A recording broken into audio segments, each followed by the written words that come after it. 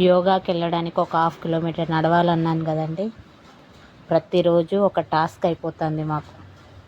మా వీధి కుక్కలే మమ్మల్ని చూసి దొంగలు అన్నట్టుగా అవి భయపడుతున్నాయి, మమ్మల్ని భయపెట్టిస్తున్నాయి.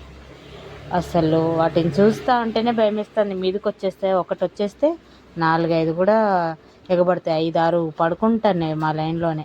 ఇప్పుడు వాటిని దాటి రావాలి. ప్రతిరోజు టెన్షనే. అవి అసలు అవి వాటి చూసే విధానం అవన్నీ కూడా నేను దొంగలను భ్రమపడతానేమో. అదొక రోజు అయిందా, మేము దొంగలు అనుకున్న రోజు ఒకటి. ఇట్లనే 4 o'clockకి ఇవాళ మా ఓనర్ రానంటే నడుచుకుంటూ వెళ్తున్నా. అది చూసారా, అక్కడ ఒక పర్సన్ కూర్చొని ఉన్నాడు. అట్లా తల దించుకొని ఉంటే నాకు వేసింది ఇక భయం మామూలుగా వేయలేదు.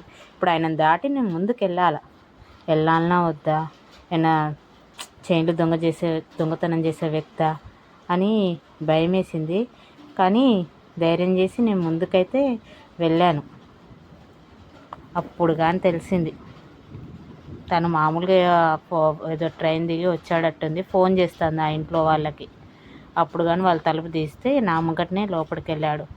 అమ్మయ్య, అదొక టెన్షన్. అదైపోయిందా, ఇన్ని టెన్షన్స్ నుంచి ధైర్యంగా ముందుకెళ్తున్నా. అమ్మ నీ ధైర్యం ఏందో కానీ ఏమన్నా అవుతుందేమో అమ్మ.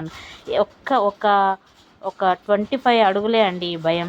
తర్వాత రోడ్డు వచ్చేస్తే అంత జనాలు, హోటల్స్ అన్నీ కూడా మనకి ఉంటాయి. కానీ ఈ సందు నడవడానికి ఎంతో టెన్షన్. ఇక్కడే కుక్కలు, ఇక్కడే కోతులు, అసలు దినదిన గండంగా అవుతుంది. కానీ ఇవన్నీ నాకు వచ్చే ప్రాబ్లమ్స్, వీటిని ఫేస్ చేసుకుంటూ నేను ఇప్పుడు యోగాకి వెళ్తున్నా. అంటే దానికి అండ దండ అన్నీ కూడా నువ్వే హనుమ, అంజనీ పుత్రుడా. కానీ యోగా అంతా అయిపోయి మళ్ళీ రిటర్న్ అయినా అప్పుడు మాకు టాస్కే. మీరే అడ్డంగా రోడ్డుకి డుమ్మని వెళ్తూ ఉంటారు. అభయం ఇచ్చేది మీరే, భయపెట్టేది మీరే. కానీ ఏనాడు కూడా మాకు హాని తలపట్టలేదు కాబట్టి థ్యాంక్ యూ.